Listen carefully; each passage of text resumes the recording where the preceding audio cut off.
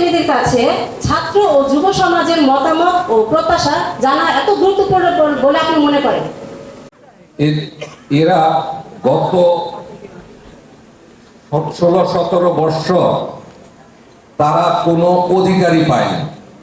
এত বড় একটা জনগোষ্ঠী, তাদের অধিকার খর্ব হয়েছিল, তাদের কোনো অধিকার ছিল না, তারা কোনো পরিকল্পনা দিতেও পারেনি, তারা কোনো পরিকল্পনা নিতেও পারেনি।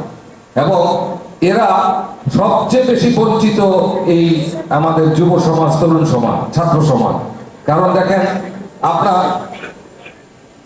গত 16 বছরে যে ছেলেটা 16 বছর ছিল সেই ছেলেটার 32 বছর।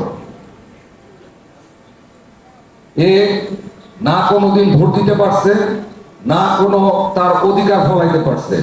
যেই ছেলেটা ছাত্রলীগ করে নাই, যেই ছেলেটা যুবলীগ করে নাই, সেই ছেলেটার কোনো গতি হয় নাই। সেই ছেলেটা বিসিএস দিতে পারে নাই। সেই ছেলেটা কোনো ইন্টারভিউ, সরকারি কোনো ইন্টারভিউতে তার চাকরি হয় নাই যোগ্যতা থাকা সত্ত্বেও। সেই ছেলেটা কোনো ব্যবসা বাণিজ্যে যে কোনো ব্যবসা করতে পারেনি। কারণ সে ব্যবসা করবে কি? ব্যবসা তো নিয়ন্ত্রিত ছিল এই ওনাদের দ্বারা, ছাত্রলীগ, যুবলীগ দ্বারা, আওয়ামী লীগ দ্বারা।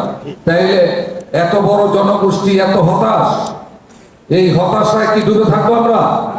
আমরা ওদেরকে নিয়ে ইনশাআল্লাহ আগামী বাংলাদেশকে স্বপ্ন দেখি।